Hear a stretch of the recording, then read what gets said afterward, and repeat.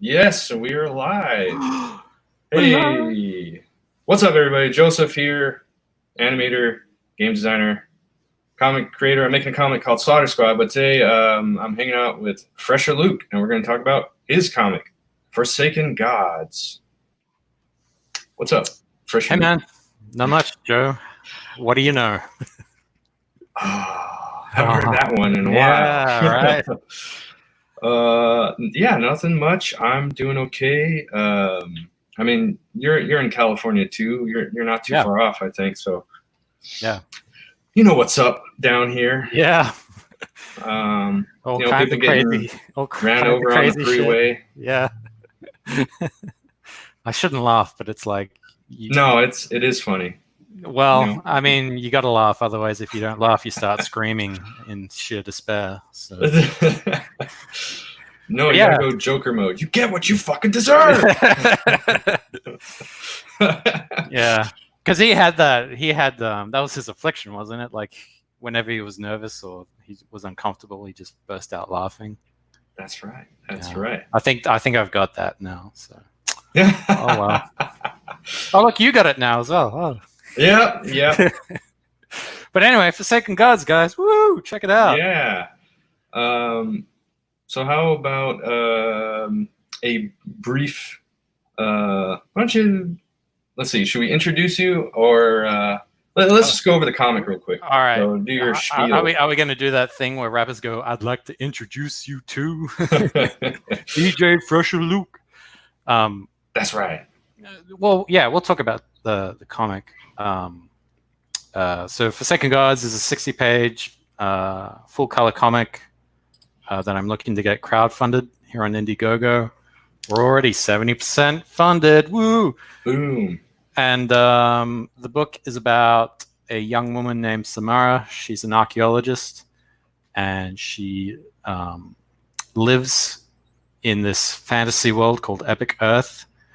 And in this fantasy world, it's filled with dragons and monsters and magic. And the reason why it's filled with all of those things is because centuries earlier, there was this great war between the gods. And they, I guess through their actions, they created all these magical artifacts and these weapons that they used to try and kill each other. And when the war ended and all those gods went back to their respective domains, they stored all of those artifacts in these dungeons so that the humans that were left behind wouldn't use them for nefarious means. And so Samara goes into these dungeons not to find these artifacts to gain power or wealth, but to try and figure out the origins of the war and why it happened and how it caused everything to be the way it is today. Because in a way, archaeologists are kind of like historic forensic scientists. So Indiana Jones style. Sort of Indiana Jones style, yeah. Cool. And that's sort of like it's sort of this narrative mechanics, because in a way, Samara is sort of the main character. And in her sort of finding out things through her process, the audience also finds out things at the same time she does. And so she goes into one of these particular dungeons. Her whole entire crew get killed and wiped out, and she survives. And she tries to escape it, and she gets lost. And this is a good inciting incident. Yeah. Thank you. It's good commentary. And so in her wanderings, she unwittingly awakens this dude here, Skull Knight. Badass. This badass guy. And Skull Knight, as you can see, is a flaming skull encased in this giant piece of magical armor. And because she woke him, he is duty-bound to follow her and protect her. But because Skull Knight can't talk, he can only scream. And he can't really communicate, so she doesn't understand that, and she thinks he's trying to kill her, when in fact he's trying to do the opposite. And hilarity ensues from that. And yeah, we don't want to give away the whole plot. I know we don't, but you know, I'm kind of generalizing it. Actually, you can give away the plot. It's fine. Because it's not just about the plot; it's about these amazing visuals. Oh, sure. Damn it. Somebody's setting off the car alarm. LA car alarms. I love those. Fucking hell. Did I hear you say you were inspired by D&D on another stream or something? Yeah, well, I was inspired by a lot of things. D&D was one of them. Like there Were was you making a campaign or something? I don't think it was. I don't think it was that. I'm mixing it up with something else, but Yeah. never mind. Well, I mean, I guess I've been inspired by a lot of different things because obviously my family are huge nerds and they were really into. I know my brothers read a lot of Dragonlance books, and and they would play D&D campaigns, but I was always too young. Like I couldn't play them. They're like, "You're too young. You don't understand this." So they would always be like, talking about these strange things, and because I'm a little kid, I'm like, "What are they talking about?" And it implanted in my head. And I've always liked stories like King Arthur and Merlin and Robin Hood and all that other stuff. Classics, right? Yeah. And so in a way, that's sort of an influence for that for this series as well. Kind of like by osmosis, I guess. Yeah. Well, I mean, I guess that's what happens when you grow up around a bunch of nerds. Like, if I hadn't done that, I probably would have turned out to be a jock or something, which probably would have been better. And yeah, like my brothers, they read Lord of the Rings a lot, and they were talking about Lord of the Rings. But fun fact, I've never read Lord of the Rings. What the? I've been reading it to my son. I started reading it to him. Oh wow, cool. He's 5 years old. Well, dang, he's lucky. Well, they always told me that I just couldn't. I was too young. I could never do it, and so in a way, they kind of dissuaded me from it. But it turned out all right in the end because when the Lord of the Ring movies came out, I could enjoy them, but my brothers couldn't because they were like diehard, like, oh, this thing happens in Lord of the Rings, and they totally cut it out. Yeah. And I'm just sitting there going, what are you talking about? It's a great movie. It's super fun. The book's always better. Yeah, they tell me that, but I'm like, I don't care. That was the same for Harry Potter. I was like, I never read Harry Potter, so I could enjoy the movies. And people dodged a bullet there. Yeah, so I guess I kind of like I love fantasy stuff, but I guess I'm more of someone who casually enjoys it. Like I'm not, and I think that's probably the best way to do it. Like, reading is it's basically dead. Nobody reads. I mean, I still read, but I'm a weirdo, I guess. Like I actually read books still. Yeah, I mean, I should probably read. I'll be honest, I haven't read in a long time. I probably should do that just to get the old wheels turning again. But anyway, so that's sort of the big influences for this. Yeah, how about we watch the trailer? Yeah, let's do that. Okay, hopefully I got the cringiest trailer there is. I'll be the judge of that. All right. Hey, we're off to a good start. Oh, good. Hi, it's your boy Fresher Luke. I'm here to tell you about a new book and IP that I'm looking to get off the ground. The project in question is called Forsaken Gods, a 60-page full-color comic book that follows the adventures of an archaeologist named Samara Unkma. It's great music. Search is this from a movie? Find out what caused the great war between the gods, which resulted in the world. I just found it on YouTube. Magic, dragons, spirits, and monsters, as well as ancient magic artifacts of mental powers. Clip art. The story of the book takes place when Samara and her hired help there we go. vault that sits under the great Iron Horse Mountain as she looks for clues to the Clip war's art. origin. Wow, clip art's great. The entire team is killed, leaving her to try and escape. It's on kind her of own. jarring. This Only awesome to come face artwork to next to face that clip with art. an amazing weapon Yeah, known gets your only attention. as the Skull Knight. That's so cool. This is issue 1 of a potential multi-issue series exploring Samara and her journey in trying to figure out who or what Skull Knight is, while also being pursued by deadly foes, hell-bent on either capturing or destroying the creature. She is not only a woken Skull Knight, but also the long-sleeping old gods that survived the war who see the Skull Knight as a threat to their remaining power. The book itself will contain 50 pages of story with 10 pages of behind-the-scenes sketches, plus special guest art from some exceptionally talented artists and concept designers. All of it will be in full color. Woo! On top of that, also included in the base tier are some stickers and a special custom-made trading card featuring none other than the Skull Knight himself. If this sounds like a project for you, Then vote with your dollar and back this campaign on Indiegogo. And also, feel free to spread the word by social media as well. Many thanks. I'm Fresher Luke, and thank you for considering Forsaken Gods. I hope to see you at the finish line. Hey, nice. Did you Yeah. animate that?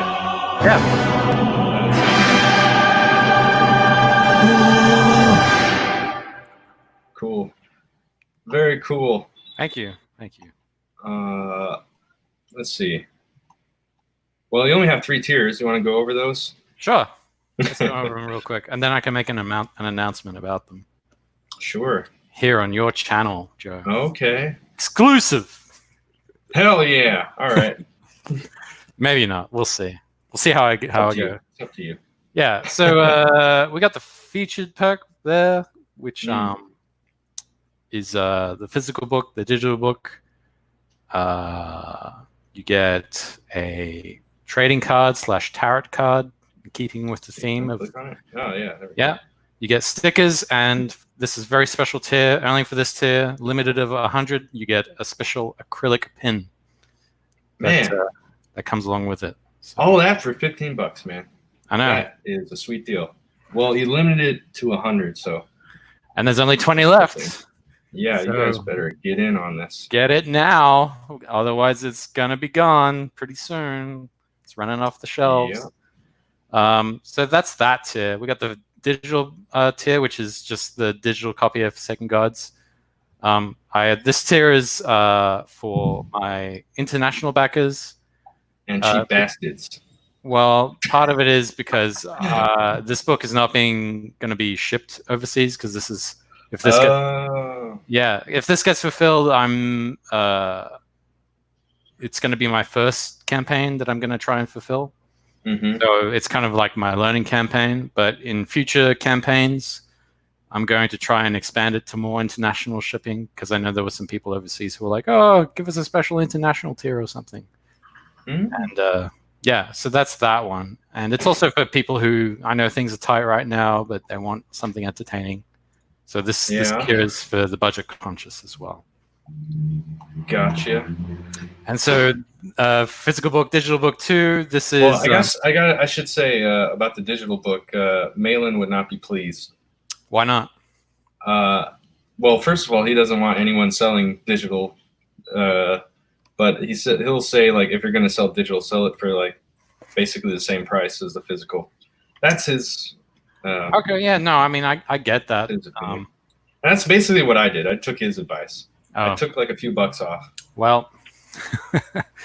Well, I'm an idiot. Anyway. Like you said, this is your learning campaign. Yeah. I mean, look, it's hard because. Oh, tell me about it. I get that. But at the same time, it's like when you price tiers, you're trying to, well, in my mind, you're trying to price them to include people from all different kinds of budget spectrums. You know what I mean? Like, I want to attract the most number of people, and some business is better than no business at all.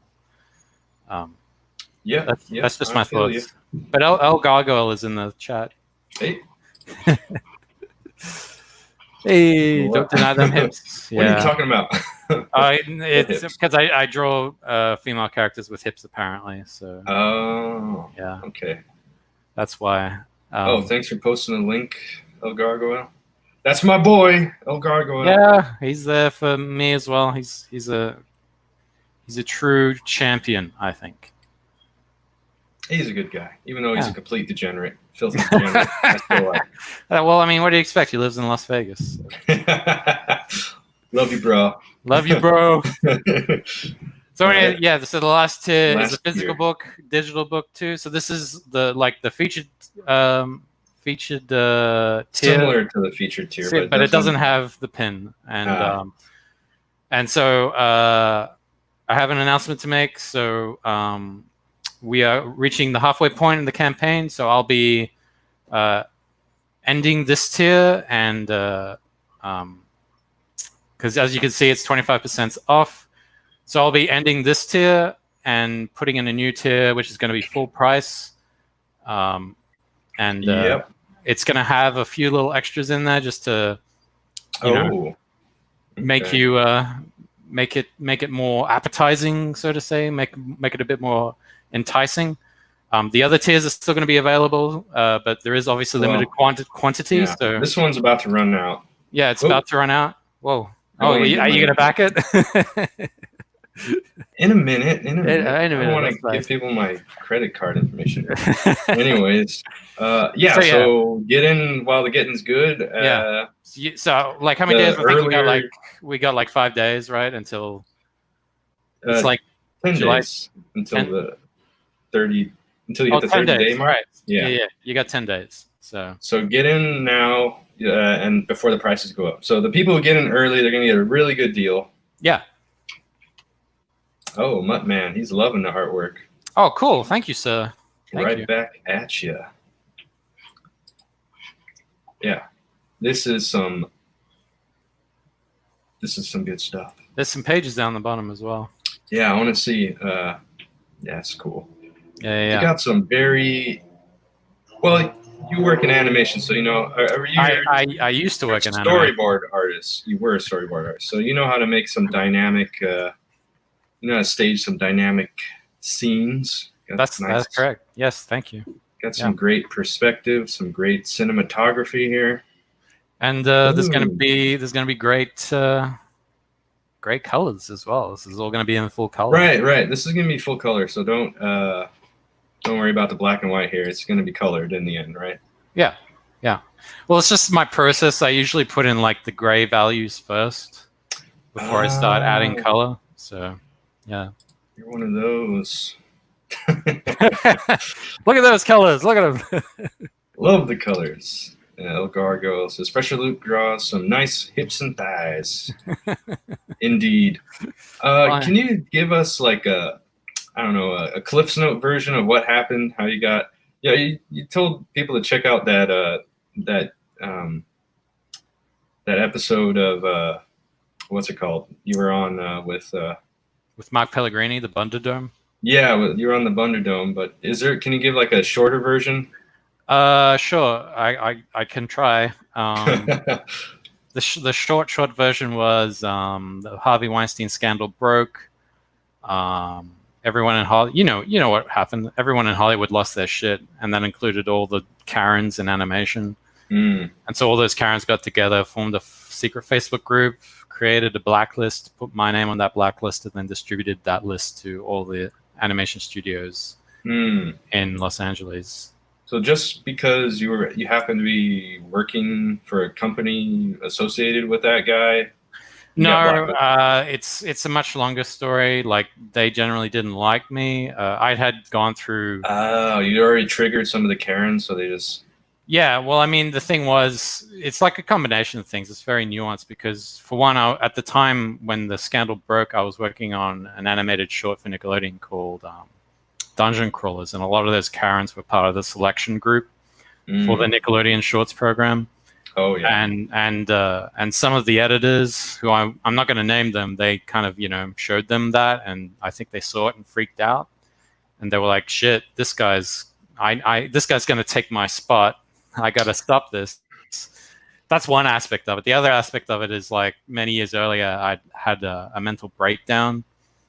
And because I guess animation is filled with psychopathic narcissists now, and they kind of take advantage of you, or I guess there's a stigma against men and mental health.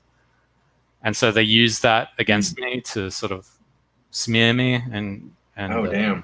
Yeah, to cover their own asses, because part of the reason I had that mental breakdown was because of their bullying. Like, they were just doing all kinds of fucked up things to me. So there was that as well. Yeah. That's a damn shame. Shame. Yeah. So, yeah. It's weird. I haven't been blacklisted yet, as far as I know. Yeah. Well, I'm on here now, so it's probably going to happen right now. Yeah. It's funny is I was working. I was working at Starburns when they were doing the show for Louis C.K. Oh yeah. And it was some cop show, and they were developing it, and they're making they just finished the pilot, and they're getting ready to air it, and then all the shit happened, Hmm. and everyone got shit canned. It got canceled. Everyone got fired, and yeah. But I kind of like sailed off into the sunset. I was for some reason nobody messed with me. Yeah.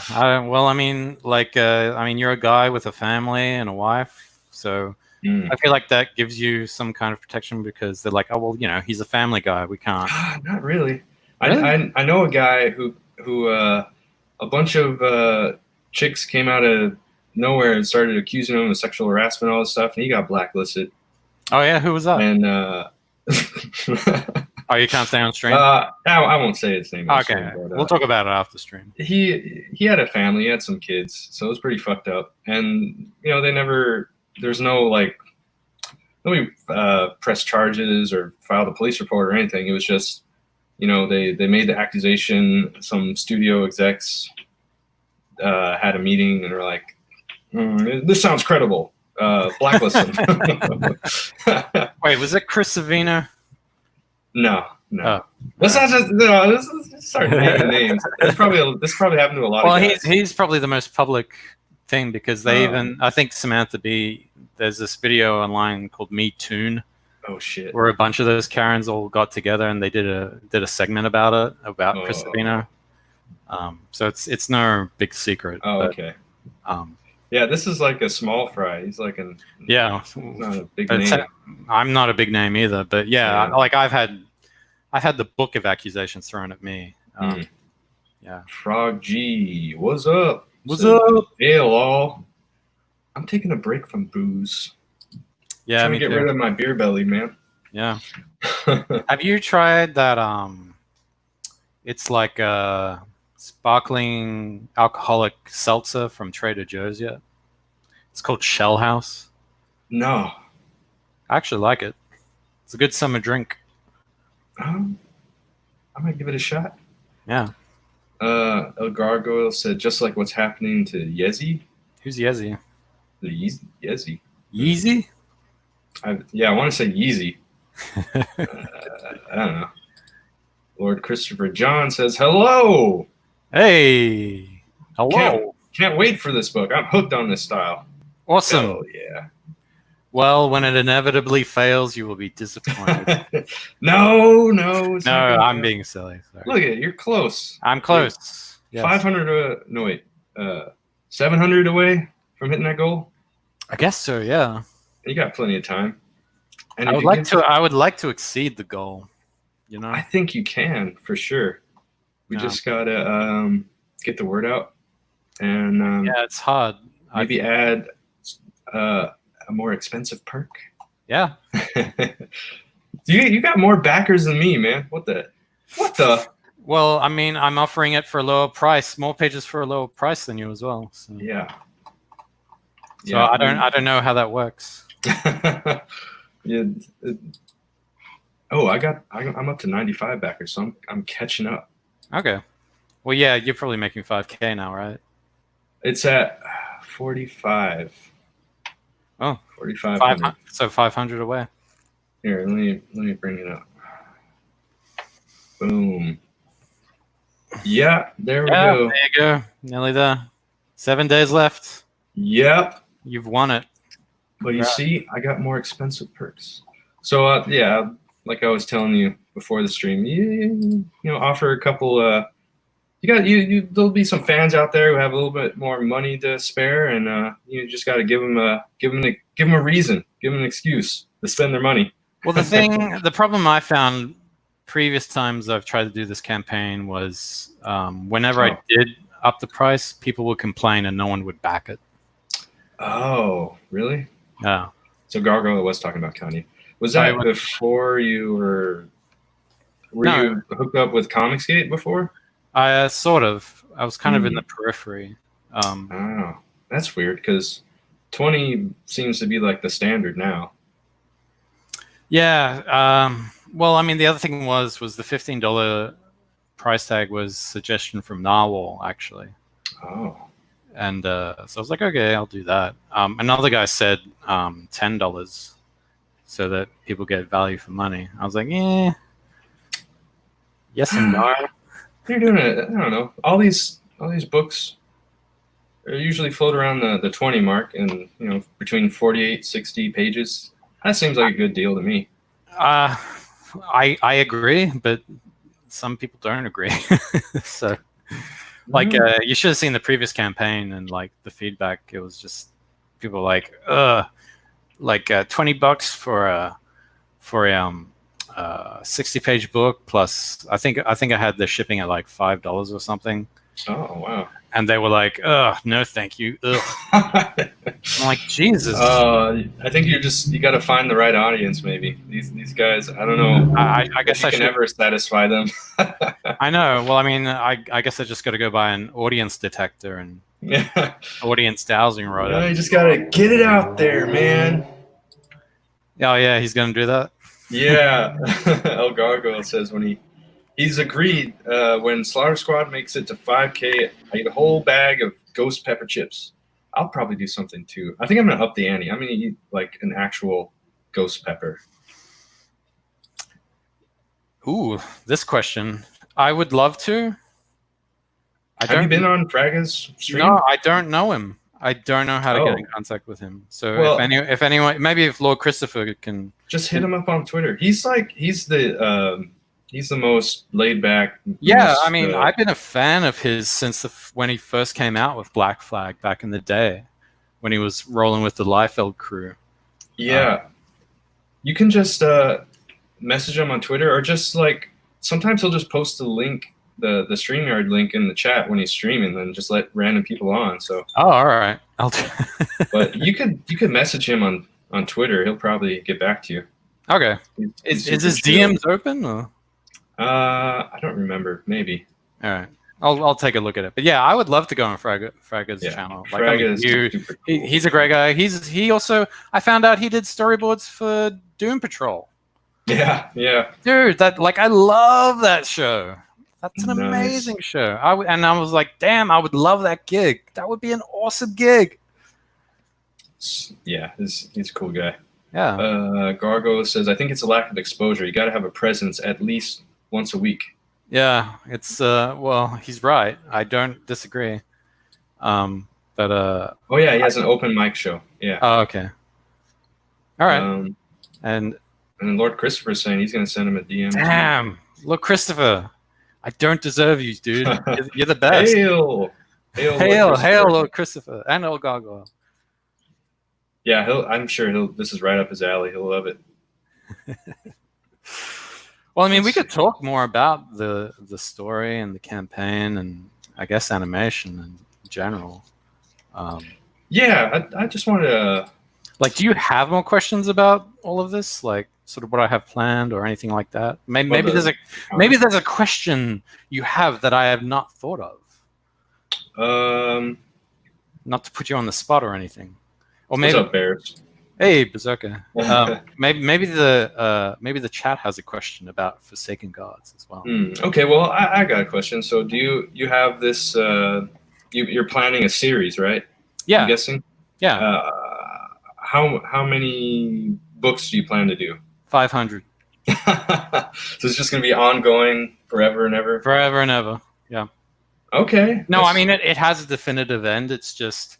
Do you have a story arc in mind? Sort of, yeah. The thing is like, I loosely plot it all out in my head. Like, I know what the beginning is, and I know what some of the middle is, and I know what the ending's going to be. And half the fun is me figuring out the journey there. Because if I think George R.R. Martin had this great quote where he said there was like two kinds of authors. You got architects and you got gardeners. Gardeners tend to just plant seeds and they just see what spontaneously grows out of it. Whereas architects plan everything out and they do blueprints and they just meticulously plot everything. I kind of think that I feel like I'm kind of a mix of both, where I'll make a scaffolding, like rules of the world and sort of what I generally want to go, and then I plant seeds and see what plant grows within that structure, so to say. Yeah, I think I'm kind of the same way. Well, I'm probably a little autistic. I like to make bullet points and list things out. And I like making story Bibles and things like that. That's yeah, fun. I mean, I should probably do that, and in a way, I sort of do that because I've got like a whole bunch of sketches in my sketchbook about potential characters and sort of. I can tell you about one character that's probably going to show up in the next issue if this gets funded, and he's actually a crowdsourced character. He's a character that me and my fans actually came up with together, and he's this demigod. Oh, okay, see you, little Christopher. Thanks for peace out. By. Peace, bro.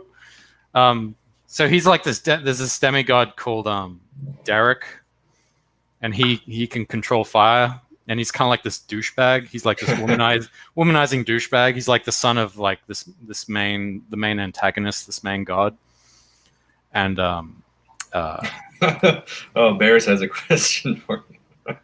He says, how many people would you be willing to kill if you could have the animation skill of Don Bluth and get a full hour of animation done in 24 hours? I don't know if I would want to have the skill of Don Bluth, but if I could get a full animation done, a full hour of animation done in 24 hours, yeah, that's a tough question because I'm against killing, but at the same time, if I could get a full hour of animation done in 24 hours, I feel like there's a trade-off there. Yeah, this is some kind of arcane deal with the devil or something. Yeah.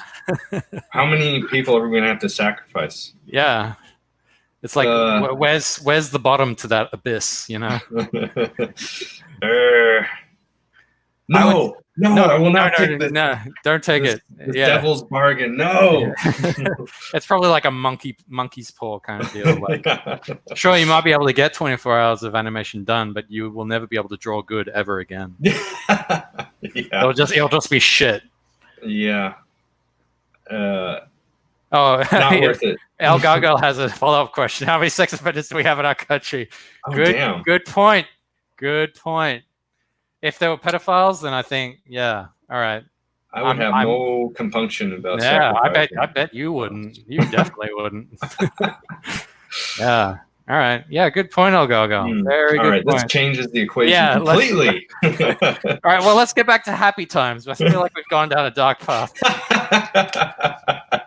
So anyway, I got this upcoming character called Derek. He's kind of like this douchebag. He's a bit of a womanizing demigod. I think he's like a couple of 100 years old. So he wasn't around for this war between the gods. And so he acts like like he's hot shit, both literally and figuratively, because he can control and generate fire. And him I like pyromaniac type characters. Well, he doesn't. He's not like lighting things on fire like willy nilly. He's more like the fire element. It's sort of more like he considers himself like a ladies' man, and obviously all the floozies are like always wanting to bang him because he's a demigod, right? He's like at the top of the hierarchy, like up until the point where he meets Skull Knight. Like no one has been able to like kill him or defeat him, so he thinks he's hot shit. And him and Samara have knocked down a peg, huh? Yeah, so him and Samara, they have like this long sort of relationship where he's like, hey baby, you know, and she's like, ugh, she's like not having any of it. Because the other thing is like he's known her since she was like really young, and she's like, and when he's like cracking onto her in present day, she's like, you used to know me when I was 12, and he's like, yeah, but you turned into a fine woman. Right? El Gargoyle has a question. Can he just fire? Probably. He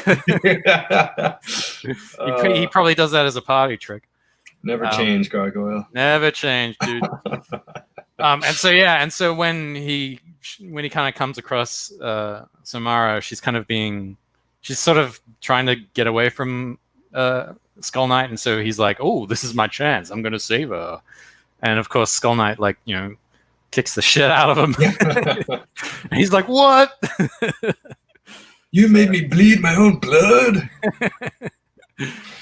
And so that's the potential next issue of this, where because you know this issue is kind of like when Samara and Skull Knight first meet, and sort of like there's going to be all this crazy action in it, and then the next issue it's going to build, it's going to escalate. So yeah, and you're writing, you're illustrating, you're doing everything, right? Yeah, coloring it, yeah, lettering it. I know that feel. Oh yeah.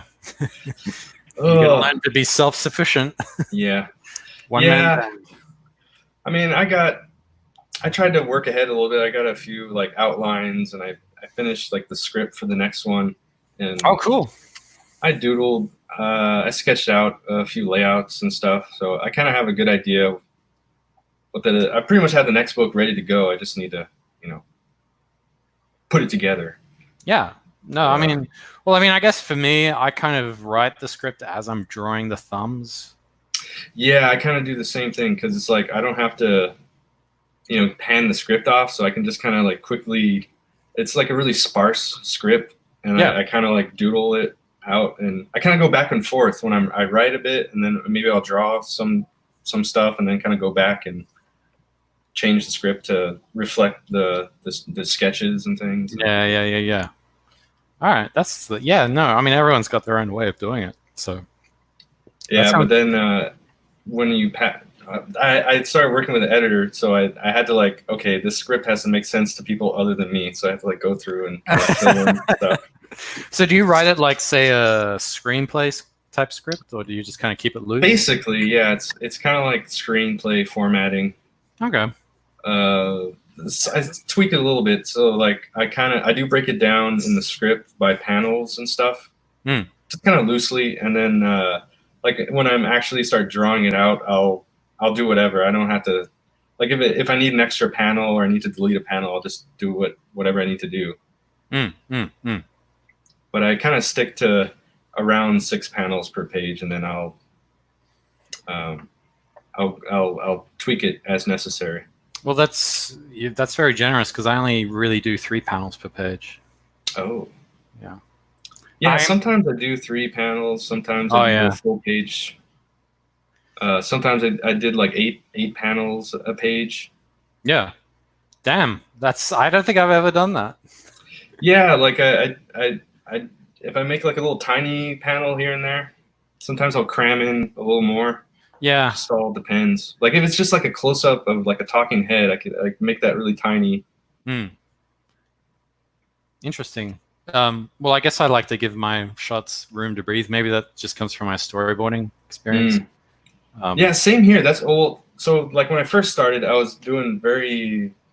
It was almost like a storyboard. Like I was like, okay, I'm just gonna do 6 panels per page, and it's all gonna be the panels are all gonna be kind of the same size. And then I just started experimenting, messing around, and I was looking at other comics. I was like, oh yeah, you can kind of play around with it as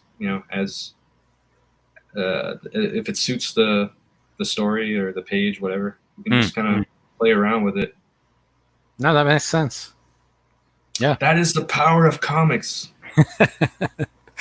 I guess so. Yeah, I mean, you can potentially put out a lot for a lot less effort than, say, animation, right? Mm-hmm. As long as you don't go the the Blue Muppet route and put like 20 panels a page, that's maybe a little excessive. Oh, jeez. Yeah. I think he's the only one who can pull that off. Yeah. Damn, that guy. He's a great guy. I love you. Love you, Oh, George. sure, yeah. But it's like sometimes you gotta be like, chill out. And as long as you don't do like the Postman and have half the book be half the page is gutters. Oh yeah. I mean, I've known guys that do like really, really, I guess, extravagant layouts for their panels. You know, like they got like a center like circle panel, and then all these other panels kind of like radiate out from it or something. And then I think they've got others where it's like, you know, they keep the full figure form and it kind of breaks out of the panel. It like breaks the borders. Yeah. I've never been sort of a huge fan of that. I kind of always see the panel more as sort of a window in a way into another world, and you kind of just peeking through. Yeah. I can see that. I mean, I was like that at first, and then I did start busting things out and getting crazy. Yeah, like having characters. Here, I have a page. I think I have it over here. I'll show you this one. Boop.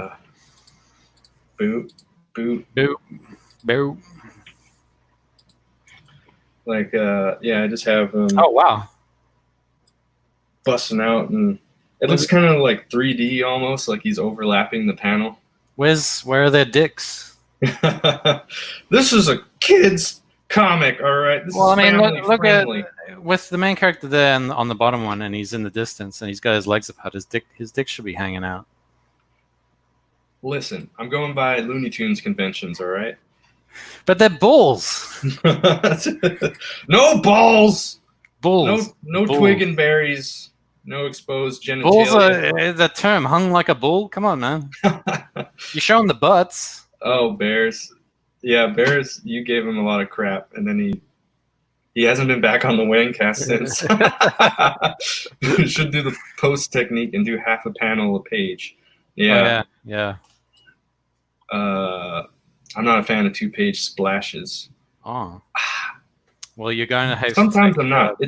It depends, because if you do it right, it can be really cool. But sometimes they'll do the splash and they'll have like something cool right in the middle, and then it's like folding and it looks like crap. But if you arrange it properly, a 2-page spread can be really awesome. Lone Wolf and Cub always did the best 2-page spreads. Oh, say that again. Lone Wolf and Cub always did the best 2-page spreads. Yeah. Yeah, it's just sometimes people they don't pull it off. They don't do it the right way. But it can be really cool if you do it the right way. Yeah. No, I agree. But and by the way, I'm giving the Postman a lot of shit, but I'm just messing with you, man. But don't do that again with the cutters.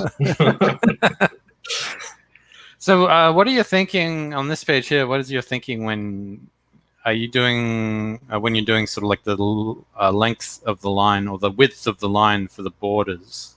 Are you trying to keep them as thin as possible? Or are you trying to keep them thick? Oh, the panel borders? Yeah. A little bit on the thick side. I don't know. I don't. I just thought it looked. Wait, I already highlighted that. Get out of here. Yeah, it's a little on the thick side. Okay. You think it's too thick? No, I don't think it's thick enough. Oh, damn. Okay. But that's just me. I tend to do thicker borders. Punish Berserker says, where are his sex organs? Shut up, Bears. That's what I'm asking. You shut your mouths. Them bitches want to see Wang, damn it. You want bear balls? Just go on Google, all right? Yeah. Leave me alone. This is not the place. I'm sure your son will like grow up saying, "Dad, why did you draw such huge wangs?" No, I drew butt cheeks. I don't draw wangs, all right? That's where I draw the line. Look, it looks like he's tucking it in. It really does. No! Look at that. Look at the gray one, right? The main character. If you look at that, it looks like he's doing that thing where he's like tucking it in. Gosh. He's got a vagina. God damn it. All right, enough of that. He beat the shit out of that guy. Damn. This is later on. So what happens is so they get in the fight, Kilgore beats him up, and he decides to take his chances on the road. Seriously, dude, give them some pants or something. Never. Give them some purple shorts is what they need. And then Daisy's like trying to talk him into coming back, and then the cartel guys find him. Oh. They spot him, and so later on they're like waiting for him to come back and waiting for Daisy, and they're like no sign of him, and then that's when Jasper rolls up and he's all fucked up, and then he says, "The cartel got her. They let me go to send you a message." So before this, they robbed a bunch of guns from the cartel. Oh, that was a really confusing way to explain this. It's like the long way around. So first, they steal a bunch of guns from a Mexican cartel. The cartel hires this bullfighter to get the guns back, and then flash forward, they're training. Jasper, the bull here, he's like, "Fuck this! I had it better on the farm." And then Kilgore's like, "What's your problem?" And then he challenges them to a fight. And then what is that? Is that That's a cool page template format. Oh yeah, I'm using You got to send me that. I'm using Clip Studio, so this is built in. Oh, okay. All right. I hate Clip Studio. Oh, why? I don't know. I tried to use it a long time ago and I hated it. It's just way too. I think the UI was like way too cumbersome. Fuck you, bears! Fuck you! I got a mangina. I'm old Greg. Would you like some Baileys? I can show you my watercolors. I remember old Greg. That was hilarious. Gargoyle is telling me to read some lines. Actually, I haven't come up with a voice for Jasper yet. I have a voice for Kilgore, and I have like a joke voice for Daisy, but Daisy the cow. I can show you my thing. Yeah, show Seeing me though what we're you got. comparing each other's junk. Yeah. I swear to God, if the main character doesn't bang that female cow, I'm gonna be mad, dude. They're gonna get together. They better bang like really hard, like in front of everybody. I thought this is a kids. Yeah, This is kids want to see banging now. Didn't you know they're all about the porn? What the fuck? They all watch hentai. How far we have fallen from God's light. Oh, exactly. Truly, this is the darkest timeline. This is cool. Yeah. Where was it? So these are some of the pages I've been laying out. Awesome. This is a stage before I start cleaning up, and then like final ink stage, and then do the values, and then add color. Nice. This is the double page spread. I think I've shown this on other places as well. Yeah. So yeah, that's a good double page. So you don't have any important stuff right on the spine. Yeah, I've got like this middle line right down here. So I know to sort of keep things here and here. So, I mean, like Samara's getting a little cut off, but that's okay because you kind of see the rest of her here anyway. And it's great perspective too. Thanks. Yeah, I like put a lot of work in this. Like the first version of this looked flat as fuck. It looks so like boring. All the lines are kind of directing your eye to the Skull Knight, right? Well, that actually isn't Skull Knight. That's actually a Guardian. Oh, okay. And there's like a bit of backstory about them. Like in some of the preview images on the campaign, you actually see Skull Knight fighting the Guardian because the Guardian is the one that's trying to kill Samara.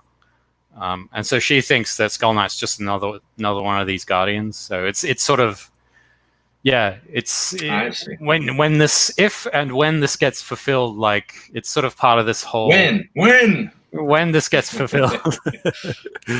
It's sort of part of this whole, I feel like the best stories are the ones where not only is the audience getting a little bit misdirected, sort of on purpose to sort of keep the questions going in their head, but also the characters are a little misdirected as well. They like mistake things for other things by accident, and then that sort of opens it up for the storyteller to sort of purposefully clear things up and set it straight in the audience's head. So that's awesome. Love it. And what else? Oh, wait, hold on. Oh. What is my thing doing? I don't know. Shit's all fucked up. And yeah, this is them kind of like walking through it. Yeah, other cool stuff. Yeah, that's that panel from the trailer. And that's it all sort of like made to look good, so to say. I'm sure there's a word for that, but my thesaurus isn't working. Made to look good. Aesthetically pleasing? Sure. Make it look good, yes. Me draw good. Me draw good. You buy now. That's awesome. I love this. So it's all, I'm getting kind of like a Legend of Zelda vibe from it. Oh yeah, I mean that was one of the aspects. I think I talked about it on another stream. Like because Wind Waker. It's very Wind Waker, I guess. Well, Wind Waker was the pirate one, wasn't it? Oh, on the ocean. You're talking about Ocarina of Time, right? I don't know. This kind of looks like kid like when he was a little kid, right? Kid Link. No. I mean, I don't know. I mean, if you're saying that I was influenced by Zelda, absolutely. I was absolutely influenced by Zelda. Like when I played Ocarina of Time, and it's sort of, I guess, part of the whole thing I'm sort of trying to instill in this sort of book / series as well is like when you played Ocarina of Time, they always tried to communicate this sense of like discovery, like you come across like this secret alcove somewhere with all these strange scrawlings on it, and it kind of made you feel like, oh, I've discovered the secret place that no one else has discovered, and oh yeah, and in a way, I'm kind of trying to capture some of that feeling as well for this. So I like the way you draw smoke. Thanks. It's like cotton candy. I can draw smoke, I just can't animate it. Smoke is a pain in the ass. Yeah, fire's worse. Like I cannot animate fire to save my life. It always looks wrong. So yeah, it's doing effects. It's sort of like it is like alchemy. It's like you're like if you try and plan it out and make it too I don't know, uniform or whatever, it starts looking like shit. You kind of have to just know how to control the chaos. I know, and then you got to try and make it loop somehow. Yeah. I feel like it's 4 key drawings, and then the first and the last one you just kind of like put them up against each other, and then you put like a few in between them, and I don't know. I'm an idiot. Well, and the slower the burn, like if it's a more controlled fly, if it's like a just raging, like you can kind of just do whatever and have it go all over the place. But I don't know. I mean, I've looked at a lot of anime fire, and they always nail it, and that's on 4s, and it's like 3 drawings. Yeah. So I don't know how they do it. It always looks perfect every time. So yeah. I don't know if I can actually I can make kind of decent looking fire, but I don't know how to like articulate how I do it. It's just like trial and error, and then when it kind of looks right, then I'm like, oh, it's fire now. Punished Berserker has a good question for us. Oh, which is harder to animate, fire or liquid? Fire. Yeah, probably. Like a waterfall, you mean? Like splashing? Yeah, actually, liquid's like super easy because it's like you can bend and stretch it to form whatever shape you almost want in a way. So if you know that, I guess in a way, because liquid is always going down because of gravity, and fire is always going up because it's of heat, right? There's more randomness with fire. Yeah, it's more chaotic. Yeah.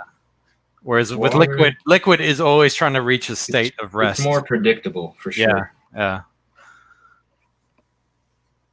Like I would rather do like blood spraying than like somebody exploding. Yeah, explosions are hard too. Smoke, fire, and explosions. Whenever I have to do fire, explosion stuff, I always look at Metal Slug as reference. Oh yeah, yeah. Because that game has some great effects animation. Oh I love the explosions. Oh, like SNK games in general. Yeah, like King of Fighters has some cool effects too. Oh yeah, yeah. They always figured out. I guess having pixel art, I guess they learned how to sort of do it economically. So, yeah. Anyway. Hey, let's see. I usually just stream for like an hour, but sure. If you want to hang around, we can talk some more. Sure. What do you want to know? Well, do you send me those links, those tweets? You want to just chat about that for a bit? Sure. I put it in the private chat. Yeah. I think it's the second one. I'll put those up. Yeah, here we are. Let me zoom in a bit so you can see it better. Boom. Yeah, man. Let's see. You should click on his, I think, maybe. I don't know. The original tweet. Yeah. So this fellow says, "What up, Twitter? I'm a showrunner at Cartoon Network. I'm looking for black, brown character designers that love to draw cute anime designs. Could you help me out?" What the? I can't believe people are playing this game during a pandemic when everyone's employed. Wait, am I brown enough?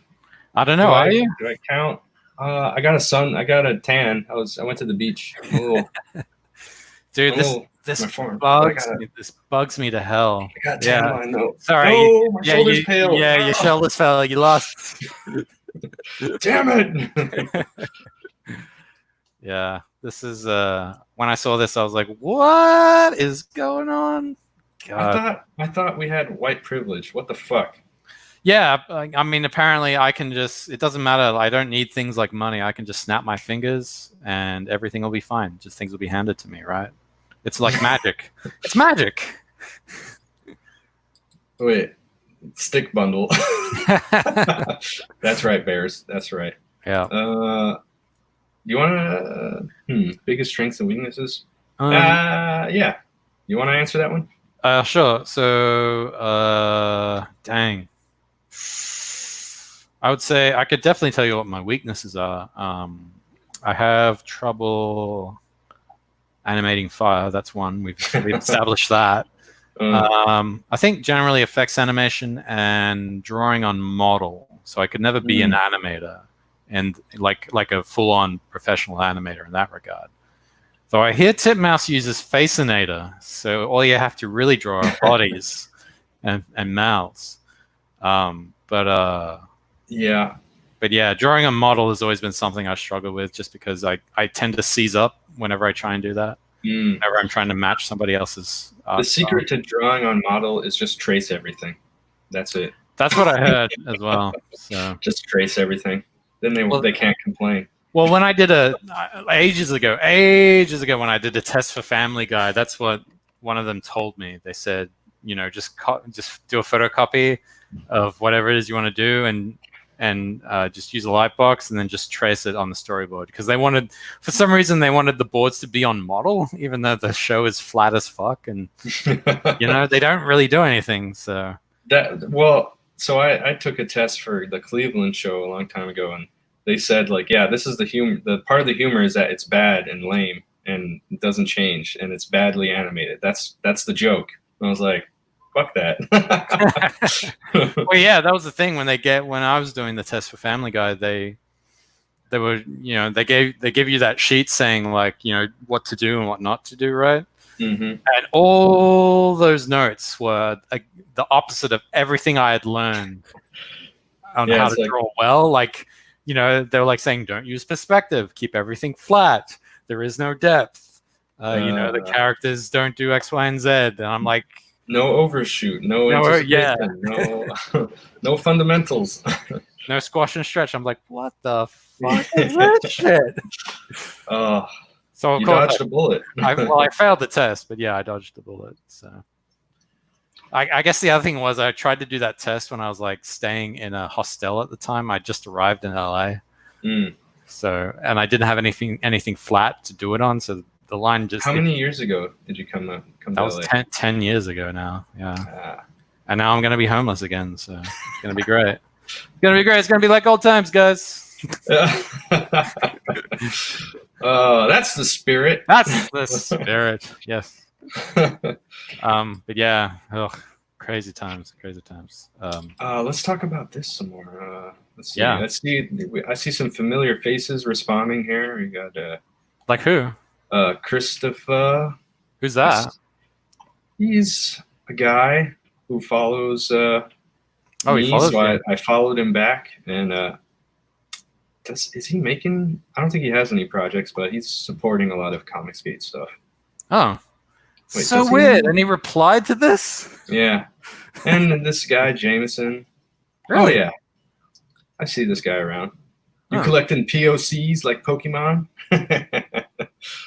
Why not review? What is Antonio doing there? Antonio, what are you doing? Yeah, he's in there. T. Jerkmonger is the best in the business. This is a good one. Kyle Jameson. He says, why not review portfolios blind and hire based on merit? Yeah. This seems like tokenism. And we all know that's not a good look, dude. This is true. Yeah. Very true. Very true. Like Bear said, stick bundle. Yeah. But I mean, this is the animation industry now. I don't know how you're still getting work. Well, I'm mostly working like adult animation. It's really weird. Like all the Hook me up, bro.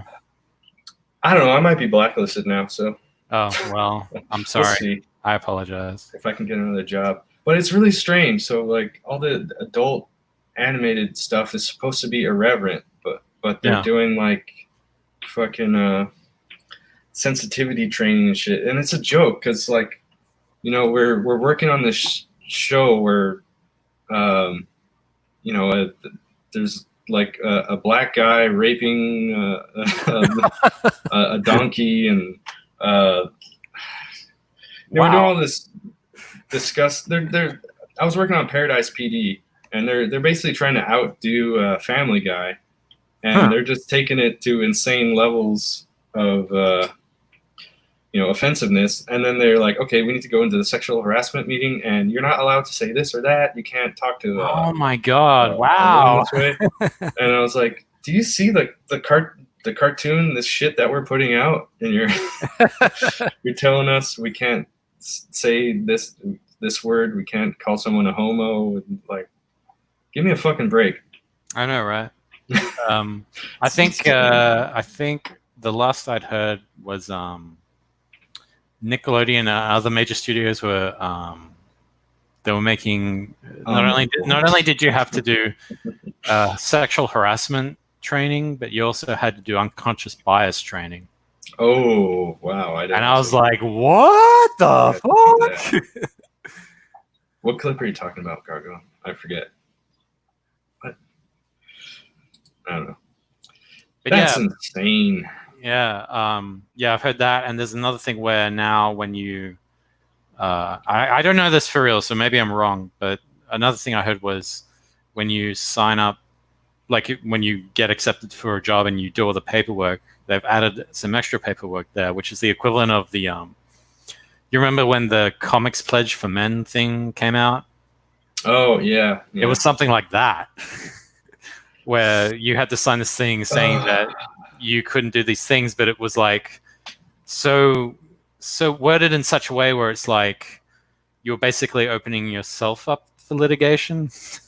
Yeah, it's like really vague. Well, yeah. I mean, the term sexual harassment is vague. Like, what the hell counts as sexual harassment? Yeah, it's become basically vague now. It's like we're all at the whim of women. Like they, if they decide that your compliment, it's like if they think. If you're not a hot stud and you compliment a woman, that's sexual harassment, Joe. Get it straight, all right? Yeah, or if you sleep with someone at work and the next day they regret it, you're fucked. Yeah. That's why I never slept Even if with you're anybody. A hot guy, you're fucked. Yeah. Well, there was another rumor that Ian Jones-Quartey, who I used to be friends with, he got fired off of OKKO, his own show. Because women, did you hear about that? That women complained that he was sexually harassing them, and the reason was that he looked at them funny. And I'm like, whoa, that is like peak Karen. Fuck. What the fuck is going on? I mean, he kind of deserved it because he leaned in hard on that. Oh yeah, that's right. Thing. Yeah. Oh yeah. The El Gargoyle. That's the scene from Paradise PD where they really. I think that was the peak level of offensiveness. And I think one of them was wearing a MAGA hat, and it was insane. They were just going all out. Yeah. But yeah, I think it's. I swear to God, this Manny person. I don't know who this is. I've probably never met them. But I think it seems kind of illegal right now to be saying whites do not apply. We're only looking for black applicants. I feel like that's illegal on so many levels. Yeah, that's why they want to revoke there was some law against Prop 209. Yeah, that was here in California, right? Yeah, they just voted to have that on the ballot to get it repealed. So now repealing civil rights now. That's where we're at in California. Oh shit, that's why I'm going to Idaho, bro. Oh yeah, I'm probably gonna leave too. Fuck this place. I mean, even if you can find a job, it's all going to be remote anyway. So they're going to shut it down. They're going to shut the state down again. I'm sure of it. So Yeah. everyone's leaving. Everyone who's sane is leaving California. Well, I mean, I wanted to stay, but I think if that legislation gets passed or repealed, I think that's the last straw for me, because I definitely don't want to live in a state that's like so blatantly racist. Because that door swings both ways. Oh yeah. I'm sure right now they're sitting there going, "Oh yeah, we'll finally get to give people of color and women their due, and fuck the white person." But that also means that there's going to be a bunch of white supremacists putting out signs saying "whites only." Nah, right? I don't want to live in a place like that. That's crazy. That's not what's going to happen. So what's going to happen is, whites I don't think are ever going to be the majority again. But whoever becomes the majority it's going to be like, they're going to become the new dictators, I guess. Like, yeah, the new authoritarians. Like black people are still only 13%. It's going to be Hispanics or Asians that take over. So I don't know. Do you think? No, they're going to discriminate against Asians as well. Well, that's the thing. If Hispanics become the majority, do you think they're going to, aren't they already the majority? In California, yeah. Yeah. So maybe that's what's going to happen. Who knows? It's like this. They think like, okay, if we could just get rid of white people, then racism will go away. No, that's not how it works. You can't fight racism with racism, guys. Like, if you, and it's like, do you think, when this new majority takes over, are they going to allow, other people to come in and displace them? I don't know. Maybe not. Are they like white? You think about white people, they let people in from all over the world. They open doors, they let people come in and be a part of the American dream. How many other countries are like that? 2 or 3. I know Australia is like that. So. Right. Mostly Western European type countries. Yeah. I don't know. It's food for thought. Absolutely. Well, my take on it is El Gargoyle agrees. Thanks, yeah, bro. He does. He does. Bro fist, bro. My take on it is all right, where's my bow book? When you fight fire with fire, all you're gonna get is scorched earth.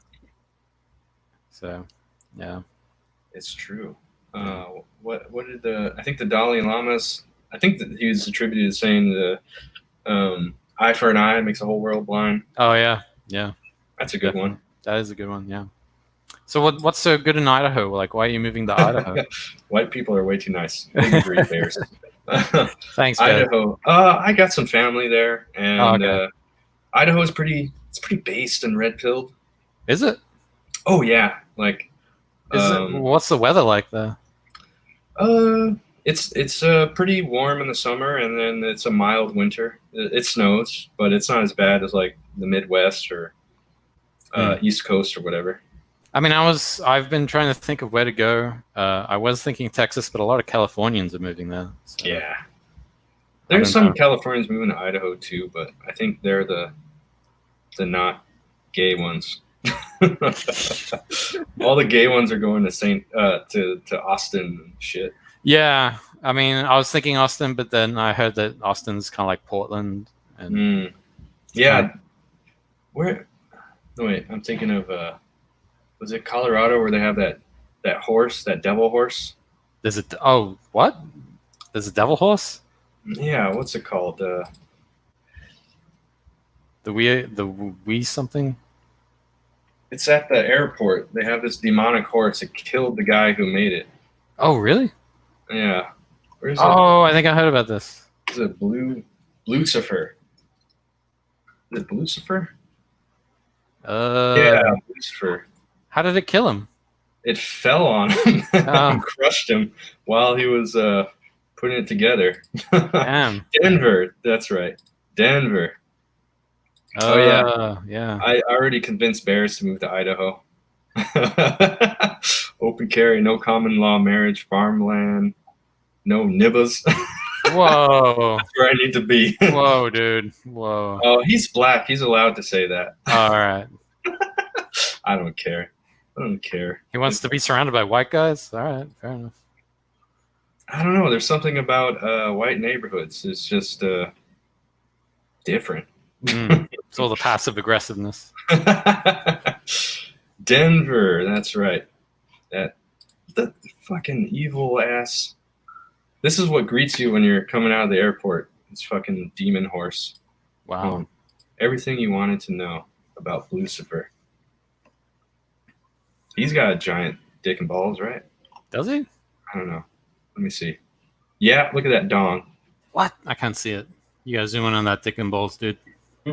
There, are you happy? Ah, there we go. That's Tucked in there. That's what you should. That's what you should do for yours, dude. Just have it sheathed. No. No. I always found that weird, like with horses, like like when it's not erect, it goes into their body. I guess for aerodynamic kind of ways or reasons, right? I always found that strange, that physiology. But I guess it makes sense. I don't know. I'm not a biologist. Well, you're an animator. You're an artist. You should know a little bit about biology, right? Well, I know how to draw it. I don't know why it is the way it is. Well, that's our job as artists. That's like an evolutionary psychologist figures that stuff out. Really? I just think an evolutionary biologist would figure that out, right? The function, or why the balls, or why the dong is sheathed into the abdomen. This is some really highbrow conversation we're having here right now. All right. Anyway, back for Sacred Gods, everyone. Yeah. Go to beefybowl.com. Definitely not gay porn. Definitely not. Definitely not. Oh. It's just got these two big hulking, sweaty guys beating on each other. Oh, what? We got Brian in the chat. Brian? Howdy, pilgrims. What's Hello. up? Hello, Brian. Back Six Gun Gorilla if you haven't already. Oh, damn. Yeah, do that. A good Western Gorilla thing is always good.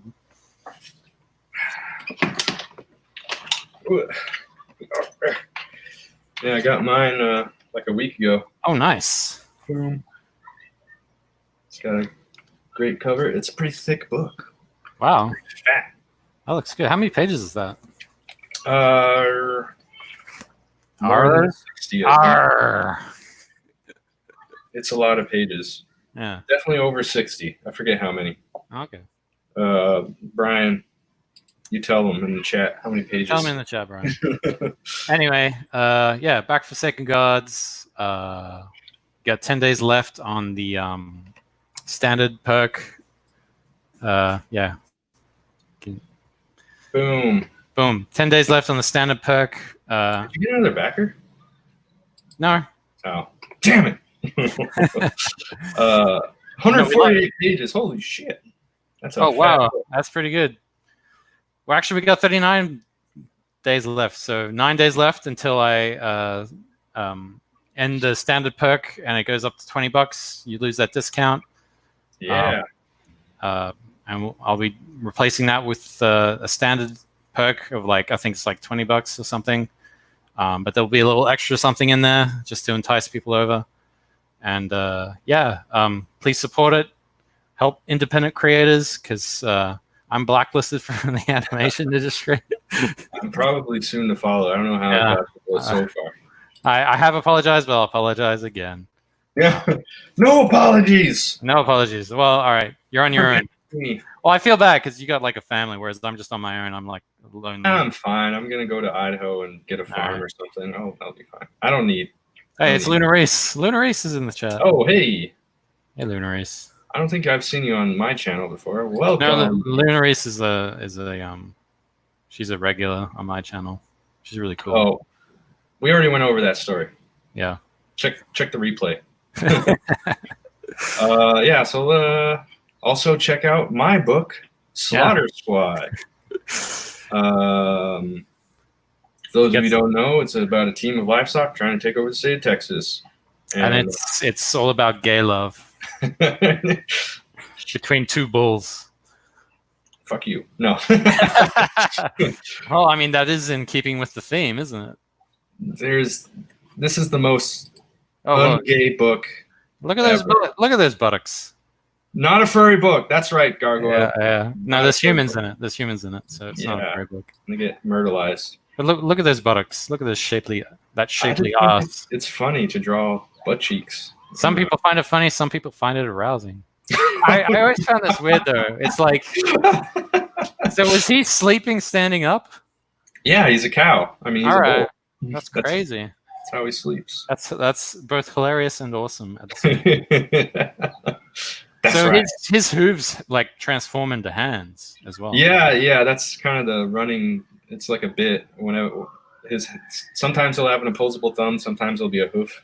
Like when he punches people in the face, it'll look like the hoof. It's just whatever is funniest. And then here's the part where they steal the guns from the cartel. Oh, nice. So he's wearing clothes there. He's in disguise, so he's wearing the sombrero. He wears a bulletproof vest usually. He doesn't wear pants though. You should give him a G-string, and you just have like this bulge, so you can see that he has genitals, but at the same time you can still show off the buttocks as well. So. Oh, bears! Aluminum foil. Aluminum foil. Yeah, I can make that happen. Really? Oh, look at this! You got another backer, El Gargoyle. Hail! Wait, did you get a backer or did I get a backer? I think he already backed my book. Pretty sure he backed your book. Okay, thank you, El Gargoyle. Thank you. You love the kettlebells. Yeah. Oh, yeah, they were great. That's a little bit of my self-insert because I've been using kettlebells lately. Oh, like how much do you lift?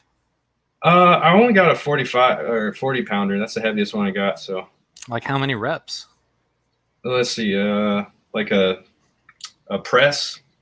I don't know, like 12. That's pretty good. I've been working out. Yeah, I've lost all my gains because I haven't been working out at all because obviously everything's closed. So. Yeah, and if you want to buy like equipment, it's everybody bought it up. There's no more like kettlebells or even so I'm just like a skinny little shit now with like a fat belly. I'm like skinny fat now. I started looking up how to make your own kettlebells, like you could like pour some cement into you cut a hole in a basketball, pour the cement. Yeah. That's awesome. That's cool. It's one way to do it. And then you can put like pieces of metal and nails, whatever, to weigh it, make it heavier. You can put pieces of metal and nails in there, so if you need to kill someone, it's like right there. Let's see. Love the kettlebells. Yeah. Eagle Wings. Hey, love your work on Slaughter Squad and Kilgore. I'm 100% Psycho Beefcake. Yeah. Hell yeah. Oh, and shit. you got cool backers. I'll say that. Yeah, the best. I got the best backers. Yeah. I'm $2.99 away from 5K. For reals? That's pretty cool. Wait, let me refresh. Did I get another backer? No, I'm still at 96. Well, that's awesome. Hey, I got a question about this. Whoa, okay. What's up? Do you ship international? Yeah, I am shipping international. All right. Well, I'll have a follow-up question after the stream. Let's see. I'm charging $20 for international shipping. And how have you found your response to that so far? Like, do people not mind or? Nobody's commented because it's pretty standard. Like most of the other campaigns I've seen, they charge like 10 for what do you call regional, and then $20 for international. Oh, 10 for regional, eh? Yeah. Oh. Yeah, most of the campaigns I saw were doing that. Food for thought. Something to think about. What are bears? Some nibbas blasting Soldier Boy while we're stuck in the tunnel. No, he means he's a stick in a tunnel right now. So Bears works in Portland, so he's in the thick of it. Oh yeah, I bet. Novel's up there as well. Yeah, poor bastards. Yeah. 10 by 10s, anything less is bitch made exercise. Oh, I've disappointed Bears. Oh, It's about- Brian says he charges $5 for domestic, $25 for international. All right, that's a good point. Oh, okay. Thanks, Brian. About freaking time. This book should be at 10K. I appreciate your support, Well, Brian. well, enough about your campaign. Your campaign should be at 10K.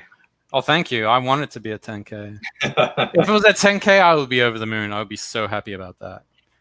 So It's definitely, it looks like a 10K book. This is a great looking book. thanks, man. You really like that image the most, I think, from what I can tell. Yeah, this is badass. You linger on it the most. Well, I mean, you got this one here. I like the color stuff, all right? I want to Okay. see some color. Like, this All is right. a one, too. I actually I recolored that one, and that's actually the first page.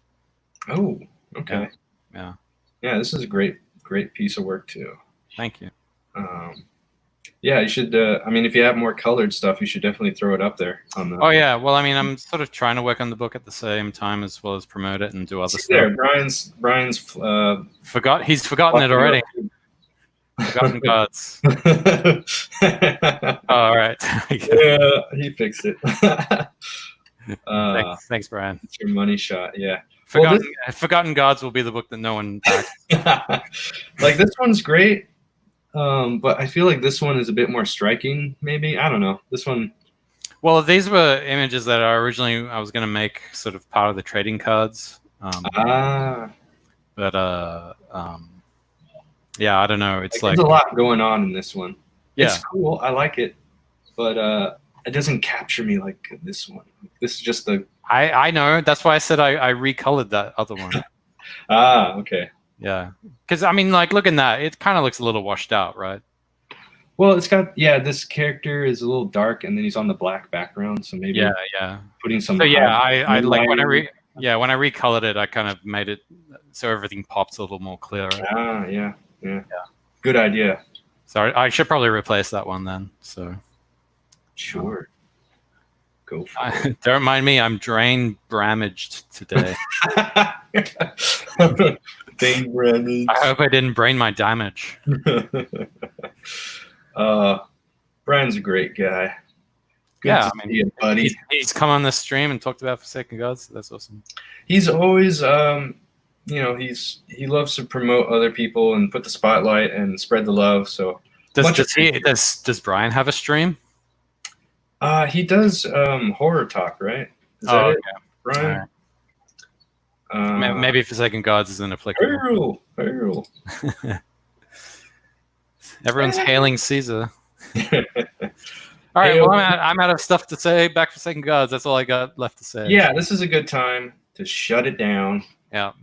And everybody back Forsaken Gods now before the featured tier runs out and he raises the price on the regular tier. Yep. You got 9 days left, so get in now while you can. I'm the Tony Robbins of Comicsgate. That's right. That's hilarious. I am the voice. All right, guys. Fresher Luke, thanks for hanging out and sharing this awesome project with us. Thank you for having me on. I really appreciate it. This has been really fun. Yeah. And congrats on your campaign. Thanks, buddy. Yeah, you deserve it. And hail to the chat. Hail to the backers and the commenters and everybody. And see you guys later. Oh, well, I'm all here on my own. Thanks, everyone, for coming in. What were you going to say, Brian? Oh, I did it. Oh, my God, you did it. I was left to end the show. All right. This is it for reals. If Ghislaine kills herself, we got to riot. Oh, yeah.